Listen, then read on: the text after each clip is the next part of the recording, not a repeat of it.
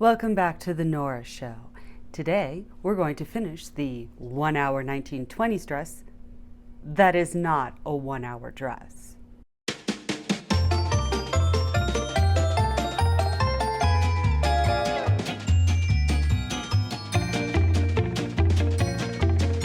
I should probably first say that this actually, I think, is a 1 hour dress, in that you already have a pattern that has already been drawn out, and that your material is simple, and that you understand that there will be no trimmings involved in the 1 hour part.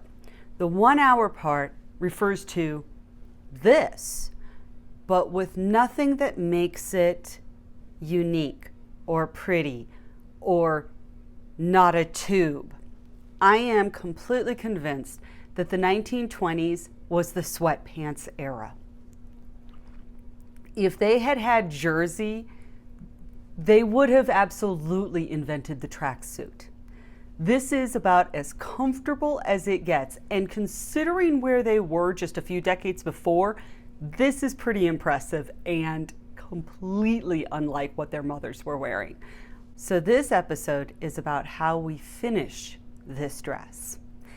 At the end of the last episode regarding this dress, I showed a bunch of old advertisements regarding what it is that I needed to really look at to be able to become more familiar.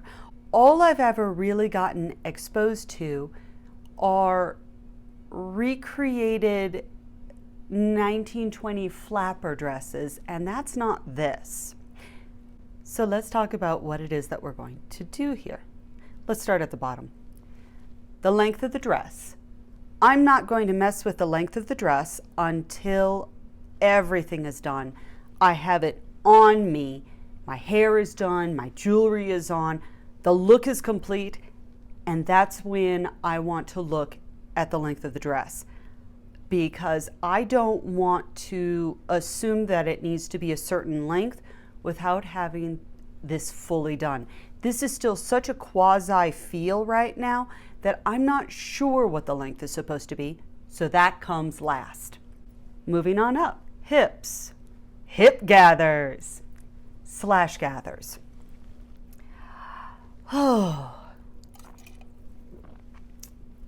So after looking at a bunch of day dresses and house dresses that were very 1920s, everything that I am seeing that I personally like from that time period has a defined upper hip, not waist, not lower hip, an upper hip that's more defined. That's where everything comes together. That's where you get your belt or your sash, or if it is an evening flapper dress, it's going to come in and get fitted right at that top part of the hip. This dropped waistline sort of reminds me of the early 2000s with the incredibly low rise jeans that were being worn, only this is classier and lacks a whale tail. That's a good thing. My contrasting fabric is currently in the dryer because there is no way I'm going to make the mistake of having washed, dried, and ironed this, which means I pre-shrank it, and then make the mistake of not doing the same with the material that I'm going to sew to this and then wash it. So remember, everyone, however you're going to clean the item that you've sewn after you've worn it, if it involves hot water or a washing machine or a dryer, pre-shrink your material. Cotton is notorious for shrinking. So at the hip region, what I have seen is a sash or a self sash, which apparently means of the same material. I have plenty of that. I also have the contrasting material. I'm going to play with both and see which one I actually like. I am going to play with a belt with maybe a bow that seems to go in the back or on the side. I might consider doing something in the front, but no matter what I am going to do with it is have some sort of tie and dangle concept, because This lovely book has this delightful band fold strap, tie with a ball trimming belt section, and I am delighted by this. It is 1927. It is correct. I'm going to use it. I am also going to use it by creating a tie for the bodice. I am aware that my natural curves are working against me to achieve the ideal 1920s silhouette. However, I am currently looking at undergarment selections that do not involve me going braless or squishing down my bosom. That's deeply uncomfortable for me, and I'm not doing it. But as I consider these options, I want to note a few things. The first one being, again, the front of this is an inch bigger than in the back. This tells me that that bosoms were an actual thing in the 1920s. Women still had them.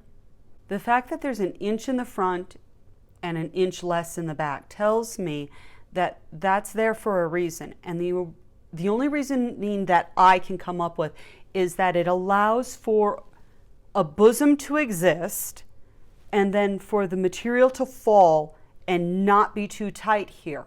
So there's going to be a blousing effect at the high hip line. At least that's what it visually seems to look like thus far.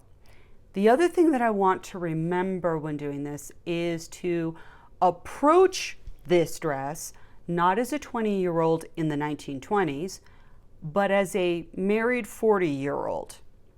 And I'm comfortable with that because that is what I am. And I actually haven't gotten any bathtub gin party invites this year. So I don't feel that I need a flapper dress right now in my wardrobe. I actually need a day dress more than anything else. Let's talk sleeves. I'm going to take the contrasting material and do a flip cuff. Super simple. I will use the measurements on my pattern and just cut this out. I'll probably go for 1.5 inches, 2 inches. Super simple. When I did this collar, I did a facing that was incredibly small because I wasn't planning on keeping it open at all. I was originally thinking that this came up and I would tie it at the top. However, this is really deep and I don't like the look of this. So this needs to open up, and all of a sudden I do like it. If this falls too low, I can always create a false little triangle from the contrasting color or the same material and insert that right here. This side is 1.25 inches and this side is 1 inch. This facing has to come out. I was never planning on the facing showing. So this side is larger, that one's smaller, so this is not even, so the facing will be coming out. I will be doing some stitch ripping. I will then be creating a facing based upon the design in the Art of Dressmaking, Butterick, 1927, and I will redo this. I will then attach a collar right through here, and it will lay flat, which has been the primary thing that I've noticed in all of these designs. Then I will create a sash that comes down and does a cute little tie here, and I think that's it. So I think it is time to sew.